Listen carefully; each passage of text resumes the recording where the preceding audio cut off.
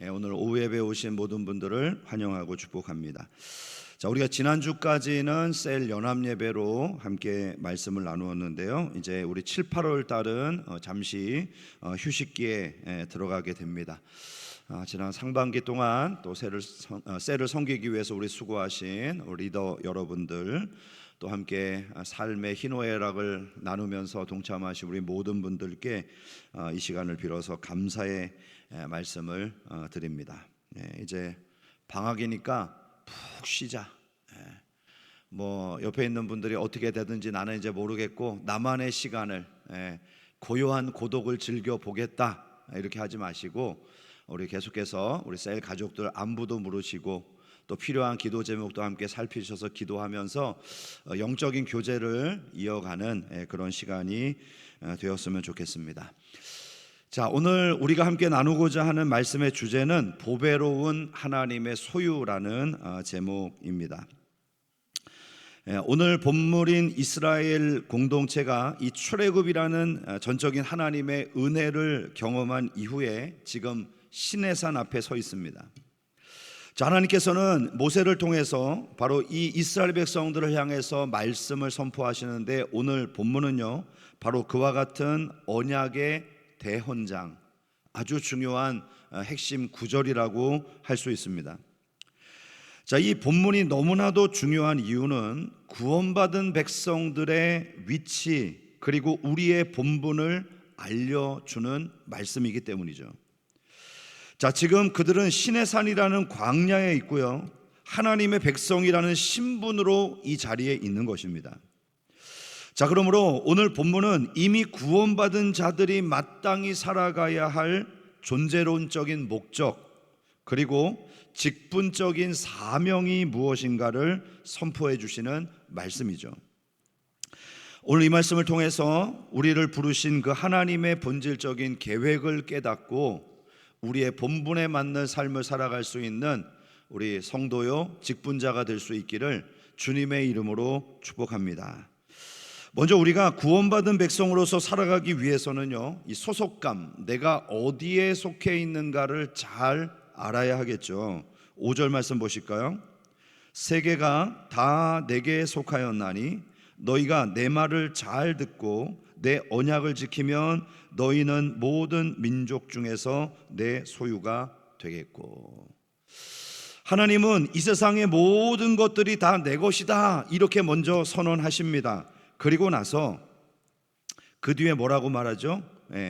이스라엘이 내 특별한 소유가 되겠다, 이렇게 선언하신 것이죠. 자, 이 말씀의 의미가 뭘까요? 세상의 모든 것들이 다 내 것인데 이스라엘 백성들은 그 내 것인 것 중에 뭔가 특별한 의미를 가지고 있는 존재라는 뜻 아니겠어요? 그 위대하신 하나님께서 수많은 민족들 가운데 특별히 이스라엘을 선택해서 내 소유를 삼았다는 거예요. 근데 여기서 이 내 소유라고 하는 히브리어 단어가요, 세굴라예요. 세굴라. 뭐 어떤 의미일까요? 세굴라.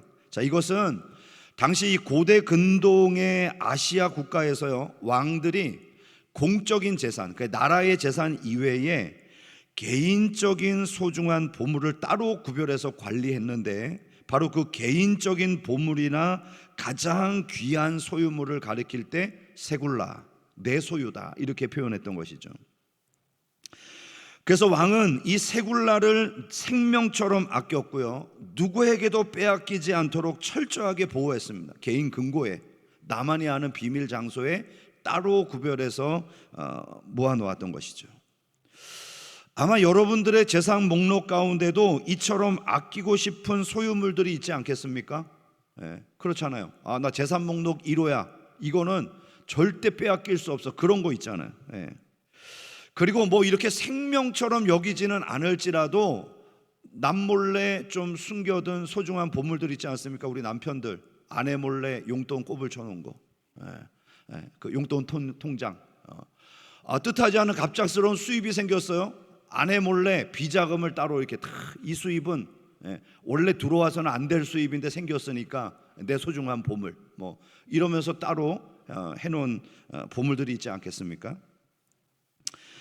자, 그런데 하나님께서도 이런 숨겨둔 보물이 있다는 거예요. 그게 누구라는 거예요? 지금 이스라엘 백성이고 오늘 이 자리에 있는 저와 여러분이라고 말씀합니다. 자, 그러니까 내 소유라고 하는 이 말씀 안에는요, 두 가지 비밀이 숨겨져 있어요. 하나는 너희가 무엇보다 내게 소중하다. 그리고 두 번째는요, 나는 그 소중한 보물을 절대 뺏기지 않을 거다. 바로 이 의미를 담고 있는 것이죠. 자, 그런데 한번 여기서 생각을 해봅시다. 오늘 이 말씀을 직접적으로 받고 있는 이스라엘이 과연 하나님의 보물이 될 만한 자격이나 조건을 갖추고 있었는가? 신명기 7장 7절은 이스라엘 백성들을 이렇게 표현했습니다. 여호와께서 너희를 기뻐하시고 너희를 택하심은 너희가 다른 민족보다 수요가 많기 때문이 아니라 너희는 오히려 모든 민족 중에 가장 적으니라. 보통 보물이라고 하면 어떤 가치가 높거나 너무 희귀해서 구할 수 없는 특별한 것을 의미하지 않습니까? 그러나 오늘 성경이 밝히고 있는 이스라엘은 그런 가치가 전혀 없는 존재였다는 거예요. 그들은 수요가 많아서 남들 위해 힘을 가진 민족도 아니었고 광야에서조차도 끊임없이 원망하고 불평하던 연약한 존재들이었습니다. 도덕적으로 우월하지도 않았고요, 내세울 만한 자격이나 권력도 없는 자들이었습니다. 그럼에도 불구하고 하나님의 세굴라, 내 소유, 내 소중한 보물이 된 것은 바로 오직 하나님의 선택과 전적인 구속의 은혜에 있었다는 거예요. 여러분, 우리에게도 그런 보물이 있잖아요. 예를 들어서 어린 시절에 찍었던 몇 장 안 남은 빛바랜 사진, 우리 부모님과 찍었던 혹은 소중한 친구와 찍었던 그 빛바랜 사진, 또 어린 시절 성장기에 가지고 놀았던 애착 장난감, 지금은 다 낡고 부서져서 이게 무슨 가치가 있을까 한데 그런 장난감 너무 소중하잖아요. 여러분들이 어린 시절 누군가가 여러분에게 용기를 주기 위해서 선물해 준 그 어떤 물건들, 사실 객관적으로 보면 이것은 아무런 가치도 없고 이미 낡아서 쓸만한 기능도 상실했습니다. 사람들이 보면 이게 무슨 보물이야, 이게 얼마나 가치가 나간다고 이렇게 말할 수 있습니다. 그런데 나에게는 그것이 너무나도 소중한 보물이었다는 것이죠. 바로 우리 하나님께도 이와 같은 존재가 바로 이스라엘이었습니다. 왜 그럴까요? 과거 하나님이 선택하셨던 아브라함, 그와 맺었던 믿음의 언약이 너무너무 소중해서 그 후손인 이스라엘이 하나님께는 보물이 된 것입니다. 약복강 나루토에서 씨름하며 복을 간구하던 그 야곱의 이름을 이스라엘로 바꿔주시며 축복하셨던 그 하나님의 추억이 너무 소중하기 때문에 지금 이 자손들이 무엇과도 바꿀 수 없는 하나님의 소중한 보물이 된 것이죠. 이것은 오직 하나님의 은혜와 사랑이라고 밖에는 설명되지 않는 그런 보물입니다. 우리가 구원받은 백성으로 선택되고 교회에서 헌신하는 직분자로 부름받은 원리도 이와 완전히 동일하죠. 우리가 남들보다 영적으로 탁월하거나 세상적인 능력이 많거나 도덕적으로 흠이 없기 때문에 이 자리에 세워진 것이 결코 아니라는 것입니다. 우리는 여전히 허물이 많습니다. 세상의 유혹에 자주 흔들려 넘어지는 연약한 존재입니다. 그래서요, 우리가 직분을 받을 때도요, 나 이 정도면 됐지, 그러고 직분 받은 사람 거의 없어요. 이거 내가 직분 받아도 되나? 이거 정말 내가 이렇게 이런 직분을 통해서 하나님께 쓰임 받아도 되나? 두렵고 떨림으로 다 순종하지 않습니까? 그러나 만군의 여호와 하나님께서 우리를 예수 그리스도의 피값으로 주고 사셔서 하나님의 개인 금고에 넣어둔 고귀한 보물 세굴라로 삼아주신 거예요. 그러므로 성도의 참된 가치와 직분자로서의 정체성은 인간의 행위나 봉사의 양에 있지 않다는 거예요. 교회 안에서 내가 가지고 있는 직급이나 타이틀에 있지 않습니다. 오직 하나님의 소유권에 있는 거예요. 내가 하나님의 소유된 보배라는 이 복음적인 사실을 명확하게 깨닫는 그것이 모든 헌신과 봉사의 출발점인 것이죠. 이 은혜를 깨닫지 못하면 우리는 헌신을 하지만 결국은 쉽게 넘어지죠. 헌신을 결정할 때 매번 환경에 막히고 개인의 능력에 머뭇거리고 상황에 발목이 잡혀서요, 아마 어떤 직분이 주어지면 도망갈걸요. 그리고 이 모든 상황들을 어렵게 극복하고 헌신했다고 해도요, 이내는 그 봉사가 메마른 노동이 될 뿐입니다. 그래서 우리가 어떤 존재로 부름받았는가를 알아야 합니다. 하나님이 나를 보배로 여기신다는 것은 그 사랑의 감격이 우리의 심령 안에 넘쳐난다는 것을 의미해요. 이것이 회복될 때 우리는 비로소 자원하는 마음으로 기쁘게 주님의 몸된 교회를 섬길 수가 있는 것입니다. 자, 그러면 하나님의 사랑에 의해서 이렇게 선택되고 하나님의 소중한 보물로 세움받은 우리는 어떻게 사명을 감당해야 될까요? 우리 6절 말씀을 보겠습니다. 너희가 내게 대하여 제사장 나라가 되며 거룩한 백성이 되리라. 너는 이 말을 이스라엘 자손에게 전할지니라. 자, 하나님께서 이스라엘을 내 소유로 삼으신 목적이 여기에 밝혀지죠. 그것이 뭡니까? 제사장 나라가 되게 하기 위함이라는 거예요. 자, 구약시대의 제사장들이 했던 역할이 뭔가요? 이 제사장은 하나님과 백성 사이에서 중보하는 역할을 했던 직분자입니다. 죄로 인해서 이 백성들이 하나님께 나아갈 수가 없잖아요. 그래서 하나님께서는 바로 이 백성들이 하나님 앞에 제물을 가지고 와서 제사를 하도록 하셨습니다. 그래서 제사장이 백성들이 자기의 죄목에 해당되는 제물을 가지고 오면 그것을 번제단 위에 올려놓고 제사를 드렸던 거예요. 그리고 그 모든 죄가 사해집니다. 결국 거룩하신 하나님과 죄인된 인간 사이에서 중재자 역할을 했던 것이죠. 그러므로 하나님께서 이스라엘 백성 전체를 제사장 나라로 삼았다는 것은 그들이 받은 구원의 복과 특권이 오직 자신들만을 위한 것이 아니었다는 것을 말씀하고 있는 것입니다. 이스라엘은 하나님을 알지 못하고 죽어가는 모든 민족을 하나님께로 인도해야 할 중보적 사명, 제사장적 사명을 받은 공동체였다는 것이죠. 놀라운 사실은요, 이와 같은 하나님의 명령이 그들이 구원을 경험한 직후에 주어졌다는 거예요. 여러분, 우리에게 언제 사명이 주어질까요? 언제 하나님을 위해서 헌신해야 될까요? 세례받은 후부터입니까? 아니면 직분을 받은 후부터입니까? 그렇지 않죠. 성경은 구원받은 직후 우리의 사명이 시작된다고 밝히고 있습니다. 사명은요, 직분이 하는 것이 아니에요. 사명은 시간이 지난 다음에 할 수 있는 것이 아니에요. 그러나 여러분, 이스라엘의 역사 속에서 구약의 이스라엘 백성들은 어떠했습니까? 이런 사명에 철저히 실패했잖아요. 그들은 자신들만이 선택받았다는 배타적인 선민 사상에 갇혀서 이방 민족을 정죄하고 완전히 배척했어요. 옆에도 못 오게 만들었어요. 접촉을 하면 부정하다고 가까이도 가지 않았어요. 제사장 나라의 사명을 잃어버리고 자신들의 기득권만을 주장하던 이스라엘은 결국 하나님의 심판을 받아서 무너지고 말았습니다. 그것이 바로 구약의 이스라엘이었어요. 그래서 하나님은 이 실패한 이스라엘 백성들의 역사를 새롭게 쓰시기 위해서 이 땅 가운데 예수 그리스도를 보내신 것입니다. 실패한 제사장 나라의 사명을 완전히 성취하시기 위해서 예수님 스스로가 제사장이 되셔서 하나님과 인간의 막힌 담을 허무시고 중보하시기 위해서 이 땅 가운데 오신 거예요. 그래서 예수님이 하신 게 뭐예요? 자신의 몸을 십자가 위에서 제물로 드리신 것이죠. 그리고 그리스도의 구속을 입은 우리를 향해서 신약의 사도인 베드로는 이렇게 선포합니다. 베드로전서 2장 9절. 그러나 너희는 택하신 족속이요 왕같은 제사장들이요 거룩한 나라요 그의 소유가 된 백성이니 이는 너희를 어두운 데서 불러내어 그의 기이한 빛에 들어가게 하신 이의 아름다운 덕을 선포하게 하려 하심이라. 우리의 직분은 교회 내부에서 행정적인 기능, 즉 교회 예산을 다루고 건물을 관리하고 주일 행사를 매끄럽게 진행하는 것만이 아닌 거예요.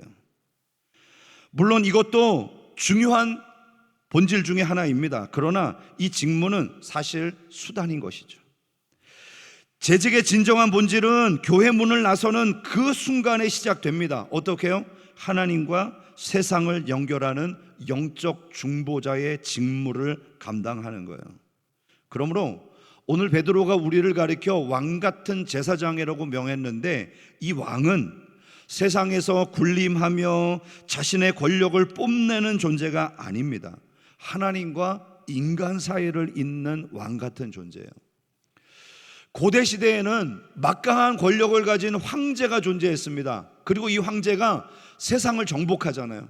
그러면 그 정복한 식민지 지역마다 분봉왕들을 세웠어요. 이 사람들도 왕이에요.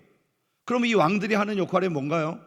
황제와 자신이 다스리는 땅의 백성들을 잇는 역할이에요. 대리 통치자, 중간 통치자 역할을 하는 존재였습니다. 오늘 왕같은 제사장이라고 하는 것은 왕 대신 하나님과 버림받은 이 세상 가운데서 그와 같은 왕적 권위를 가지고 그들을 하나님께로 인도하라고 하는 직분적 의미인 것입니다. 그러므로 우리는 바로 왕이신 예수님과 세상을 잇는 제사장적 역할을 감당하는 일꾼이 되어야 합니다. 이것이 바로 직분자이며 재직의 역할인 것이죠. 그러면 우리는 어떻게 제사장 나라로서 왕같은 제사장의 직분을 감당할 수 있겠습니까? 바로 그 비밀은 거룩함에 있습니다. 다시 한번 6절 말씀을 볼까요? 너희가 내게 대하여 제사장 나라가 되며 거룩한 백성이 되리라. 너는 이 말을 이스라엘 자손에게 전할지니라. 하나님께서는 우리에게 제사장 나라가 되라는 명령과 더불어 거룩한 백성이 되라고 말씀하십니다. 자, 그러면 여기서 뜻하는 이 거룩이 어떤 의미일까요? 사실 우리에게 이 거룩하다라고 하는 개념은 왠지 어색합니다. 한번 옆에 분에게 한번 인사해 볼까요? 당신은 거룩하십니다. 엄청 어색하죠? 말하는 나도 어색하고 듣는 나도 어색해. 거룩은 오직 하나님께만 어울릴 것 같고 우리한테는 왠지 안 맞는 옷 같아요. 여러분, 사람이 어떻게 거룩해질 수 있습니까? 죄인인 우리에게 거룩이란 말이 어울립니까? 그래서 저는요, 거룩 이꼴 거북이에요. 거룩하다라고 하면 왠지 거북해. 이게 좀 이상해요. 그런데 여러분, 성경은 구약 시대로부터 지금까지 일관되게 우리에게 거룩을 명령하고 있다는 거예요. 레위기 11장 45절, 나는 너희의 하나님이 되려고 너희를 애굽 땅에서 인도하여 낸 여호와라. 내가 거룩하니 너희도 거룩할지어다. 베드로전서 1장 15절과 16절, 오직 너희를 부르신 거룩한 이처럼 너희도 모든 행실에 거룩한 자가 되라. 기록되었으되 내가 거룩하니 너희도 거룩할지어다 하셨느니라. 자, 그렇다면 우리는 어떻게 하나님이 명하신 이 거룩을 나타낼 수가 있을까요? 자, 성경이 말하는 거룩의 본질적인 의미는 바로 구별됨입니다. 그러므로 거룩은 세상의 신들과 가치관으로부터 자신을 구별하여 하나님의 통치를 받아들이는 것을 의미해요. 거룩은 세상의 삶의 방식으로부터 자신을 구별시켜 오직 하나님의 선하시고 의로우신 말씀 앞에 복종하고 있는 상태를 말합니다. 그래서 거룩은 깨끗한 상태, 완전한 상태를 의미하지 않는다는 거예요. 이스라엘 백성이 광야를 지나 들어갈 이 가나안 땅은요, 우상 숭배와 음란과 자녀를 불사르는 폭력과 세속적인 풍요를 쫓는 가치관을 소유한 사회였습니다. 하나님께서 이스라엘 백성들에게 거룩한 백성이 되라고 말씀하신 것은요, 가나안의 풍습과 결코 타협하지 말고 오직 하나님의 말씀만을 삶의 기준으로 삼고 달려가라는 것이죠. 오늘날 성도들이 가져야 될 참된 능력이 어디에서 나옵니까? 세상에 똑같은 방식으로 살아갈 때 우리는 아무런 영향력도 나타내지 못할 거예요. 성도의 능력은 오직 거룩함, 즉 구별됨에서 나오는 것입니다. 세상이 말하는 방식에 귀를 기울이지 않고 성경의 말씀의 방식을 따라 사는 것입니다. 내 감정과 이성이 원하는 것을 따르지 않고 예수님이라면 어떻게 하실까를 고민하며 살아가는 삶의 방식이 바로 거룩함이죠. 만약에 교회의 직분자들이 교회를 섬기고 봉사할 때 세상의 자본주의적 경영 방식이나 세속적인 권력 구조, 인간적인 인맥과 수단을 사용하며 교회를 섬기려고 한다면 교회가 어떻게 될까요? 교회는 맛을 잃은 소금으로 전락할 것이고 세상에 짓밟히는 존재가 될 뿐입니다. 교회의 참된 능력은 교회가 가진 자산 규모나 환경에서 나오지 않습니다. 오직 하나님의 말씀에 전적으로 복종하는 거룩한 구별된 삶을 추구하는 백성들이 많아지는 교회가 능력 있는 교회고 빛과 소금의 역할을 감당하는 교회인 것이죠. 하나님 말씀하셨죠. 너희가 예루살렘 거리를 빨리 왕래하면서 정의를 구하고 하나님의 의를 따르는 사람 단 한 명만 있다면 내가 예루살렘을 멸망시키지 않을게. 여러분, 우리 교회 안에 하나님이 찾으시는 그 단 한 사람, 그 구별된 사람이 존재한다면 교회는 절대 망할 수가 없는 것입니다. 그런 거룩한 의인이 있는 그 교회가 그 지역에 있다면 그 지역과 사회는 무너질 수 없는 거예요. 이게 성경이 가르치고 있는 거룩함의 능력입니다.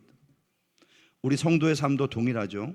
세상이 다 거짓말을 말할 때 신실하게 진실을 말할 수 있는 구별됨, 세상이 다 자신의 유익을 구하며 다툴 때 묵묵히 손해를 보며 희생하는 구별됨, 세상이 다 음란하고 부패를 결정할 때 우리는 정결함과 공의를 지켜내는 구별됨이 있어야 한다는 거예요. 그렇게 거룩한 백성으로 구별되게 살아갈 때 비로소 세상은 우리를 통하여 하나님을 발견하게 되고 그 하나님을 경외함으로, 두려워함으로 주님 앞에 돌아오게 될 것입니다. 자, 이제 말씀을 맺겠습니다. 오늘 우리는 하나님의 말씀을 통해 이미 구원받은 성도가 머물러야 할 존재론적인 위치, 마땅히 걸어가야 할 직분적인 사명이 무엇인가를 함께 살펴보았습니다. 우리는 본질상 진노의 자녀였고 광야처럼 정말 아무것도 없는 이스라엘 백성들이 그 광야에서 불평하고 원망한 것처럼 우리도 연약하고 또 아무런 가치 없는 존재였습니다. 그러나 만군의 하나님 여호와께서 우리를 향한 전적인 선택과 은혜로 또 그리고 예수 그리스도의 보혈이라고 하는 가장 값비싼 값을 치르셔서 우리를 하나님의 개인 근고, 가장 소중한 보물이 위치하는 그곳에 두신 거예요. 그게 교회고 우리의 직분이고 삶의 자리인 것입니다. 그러면 우리의 가치와 정체성은 내가 얼마나 대단한 봉사를 하느냐에 있지 않고 오직 나를 보배로운 존재로 여기시는 하나님의 소유권에 있는 것입니다. 여기서 출발하자는 거예요. 봉사하지 말자는 의미가 아니라, 이 복음적 사실을 명확히 깨달은 자만이 비로소 메마른 노동이 아니라 자원하는 감격으로 주님의 몸된 교회를 섬길 수가 있는 것입니다. 하나님께서 우리를 이토록 보배로운 소유로 삼으신 목적은 명확하죠. 그것은 바로 하나님과 세상을 연결하는 제사정적인 나라로 삼아서 영적으로 죽어가는 세상을 하나님께 인도하기 위함입니다. 그렇다면 이 놀라운 직분을 감당할 수 있는 우리의 힘은 뭡니까? 바로 구별됨, 거룩함에서 나온다고 말씀하고 있는 것이죠. 따라서 우리의 직분은 단순히 교회의 행정을 매끄럽게 진행하는 기능적인 수행이 아닙니다. 우리의 참된 본질은 교회의 문을 나서는 그 순간부터 시작하고 우리의 진정한 능력의 비결은 거룩한 백성이 되는 구별됨에 있는 것입니다. 오직 하나님의 말씀만을 삶의 기준으로 삼고 묵묵히 손해를 본다 할지라도 정결함과 진실함을 지켜내는 구별된 삶의 방식이 성도들이 가질 수 있는 진짜 능력인 것이죠. 어쩌면 거룩한 삶은 세상에서 바보로 살기를 선택하는 것입니다. 이 선택이 가장 위대하고 능력 있는 일이죠. 그렇지 않습니까?